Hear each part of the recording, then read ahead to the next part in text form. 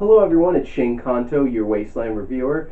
Haven't been feeling the greatest this week, so this review's a couple of days old, but I'm here to talk about John Wick, Chapter 2. I got to see this on Tuesday, on Valentine's Day, and this film absolutely blew me away. I absolutely love this film from start to finish, and as of right now, it's definitely my favorite film of 2017. This was directed by Chad Stahelski. He, along with his choreographer, partner, stuntman, directed the first film, and this time he's going solo on this one, and he did an absolutely amazing job. He was able to put together some of the most impactful and brutal and clear and perfect fight choreography and fight scenes that I've seen in a movie in so long, and along with that, but also the stunt work in terms of car chases and just this film blew me away. Every time the action started up, this action was amazing. And what I loved about it was that you could tell everything that was going on. There's no shaky cam, there was no obnoxious quick edits. You actually saw a fight going on. You saw this man, John Wick, beating the shit out of some people and killing very, very, very, very many people in this film. And in terms of putting this all together, all this between the different action sequences made sense. It all ran so smoothly. The pacing was great. For 2 hours and 2 minutes, this movie blew by. I never once felt bored. What Stahelski did with this film was actually really, really impressive, and I'm so looking forward to him doing more work and also making more John Wick films, because this is slowly becoming one of my favorite franchises out there. And honestly, along with Mad Max Fury Road, taking out like superhero movies, and actually you might not have to. The John Wick Chapter 2 and Fury Road are my two favorite action films of since the start of the 2000s. It's so impressive, and along with that, the cinematography, which was done by Dan Lawson, every frame was perfect. Everything captured what it was supposed to. This has an amazing look and feel to it, and aesthetic that is so consistent, and everything in this film works to that aesthetic and makes it complete and whole. And I think that's what really shines in this film, is that this is a perfectly working machine of all different parts coming together and making a fantastic film. And whether it's some of how they deal with different dialogues in different languages or even sign language, the artful way that they put the dialogue on the screen is awesome. It really captures the feel of the film. And along with that, the writer, who was Derek Kolstad, this film works so much better than a lot of action films, because I didn't feel like there was an action sequence for the sake of an action sequence.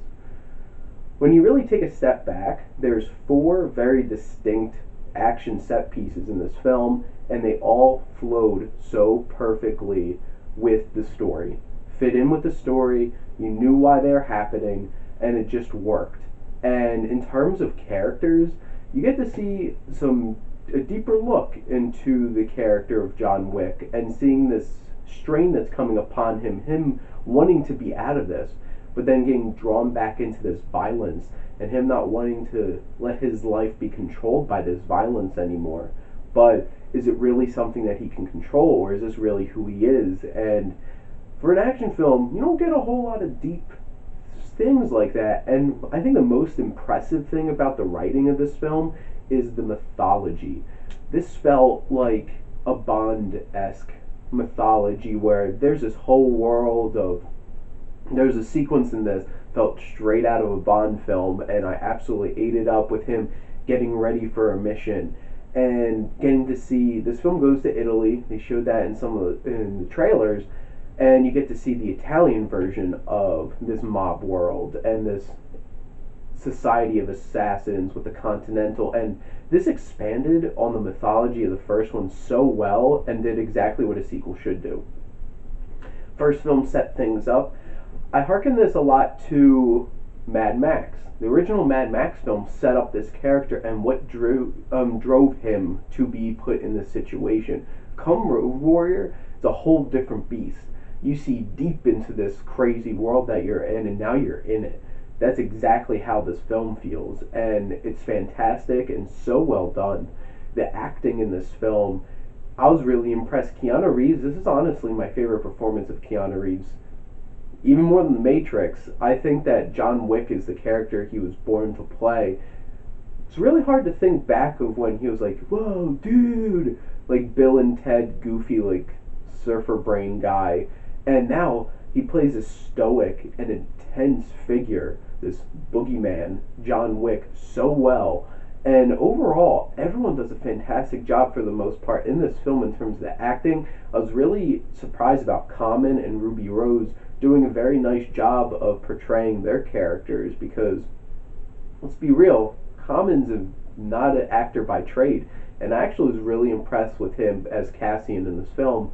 And then we have Ricardo Scamarcio, who plays our main antagonist, and he was charming. He had that Italian charm, but the scuzzy, like, rat nature because he's a little crap who doesn't want to get his hands dirty but wants other people to do his dirty work. And he played that so well. I love Ian McShane in these films.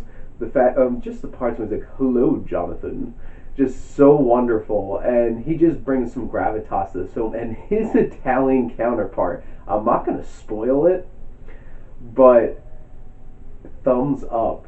Now, the only, in terms of acting that really stood out to me that I didn't like as much, which is kind of upsetting, honestly. I'm not giving anything away because trailers gave that away already. Lawrence Fishburne's in this film.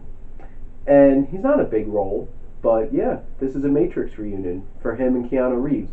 The issue is, I'm still pondering if I liked what he did in this film, and it's interesting to see him potentially be in future John Wick films and maybe getting more of a role, but he was so over the top, and he went there. He went like Al Pacino chewing scenery in this film.